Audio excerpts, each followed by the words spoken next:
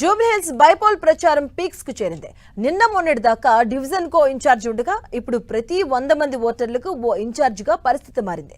జూబ్లీహిల్స్ ఉప ఎన్నికను అత్యంత ప్రతిష్టాత్మకంగా తీసుకున్న ప్రధాన రాజకీయ పార్టీలు ఒక్క ఓటు కూడా చేజారిపోకుండా జాగ్రత్తలు తీసుకుంటున్నాయి. నియోజకవర్గంలోని ప్రతి 100 ఓట్లకు ఓ ఇన్ఛార్జిని నియమించి ఉదయం సాయంత్రం వారిని కలిసి ప్రచారాన్ని నిర్వహిస్తూ ఉన్నాయి. ఆ 100 మంది ఓటర్లను పోలింగ్ రోజు బూత్లకు రప్పించడంతో పాటు తమ పార్టీల అభ్యర్థులకు ఓట్లు వేయించే ప్రయత్నాలు చేస్తున్నారు ఇన్ఛార్జీలు. అధికార పార్టీ కాంగ్రెస్, ప్రతిపక్ష బీఆర్ఎస్, బీజేపీ పార్టీలు ఈ బైపోల్ ను సీరియస్ గా తీసుకున్నాయి.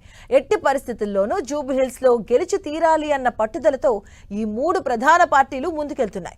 ఈ బైపోల్ లో గెలిచి తమ 2 ఏళ్ల పరిపాలనకు ప్రజల మద్దతు ఉందని చాటి చెప్పాలని చూస్తుంది కాంగ్రెస్. ఇక ఇదే సమయంలో తమ సిట్టింగ్ స్థానాన్ని ఎలాగైనా నిలబెట్టుకోవాలని గులాబీ పార్టీ ప్రయత్నిస్తుంది. విజయం కోసం కాంగ్రెస్, బీఆర్ఎస్ పార్టీలు సాధ్యమైనంత వరకు తమ శ్రమనంతా ధారపోస్తున్నాయి. ఈ క్రమంలోనే కాంగ్రెస్ అభ్యర్థిని గెలిపించుకునేందుకు సీఎం రేవంత్ రెడ్డి స్వయంగా రంగంలోకి దిగారు. ఈ ఉప ఎన్నికకు సంబంధించి ఎప్పటికప్పుడు సమీక్షలు, సమావేశాలు నిర్వహిస్తూనే జూబ్లీహిల్స్ నియోజకవర్గంలో డివిజన్ల వారీగా రోడ్ షోలు, కార్నర్ మీటింగ్స్ నిర్వహించారు. మంత్రుల నుంచి మొదలు ఎమ్మెల్యేలు, ఎంపీలు, ఎమ్మెల్సీలు, ముఖ్య నేతలందరినీ ప్రచార రంగంలోకి దింపారు రేవంత్ రెడ్డి.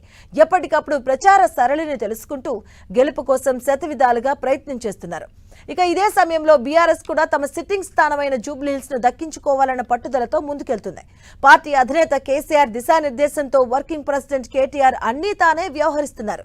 పార్టీ శ్రేణులందరినీ ప్రచార పర్వంలోకి దింపిన కేటీఆర్ తాను కూడా రోడ్ షోలు, కార్నర్స్ మీటింగ్స్ తో పాల్గొంటూ ప్రభుత్వ వైఫల్యాలను ఎండగడుతూ ప్రచారాన్ని నిర్వహిస్తూ ఉన్నారు.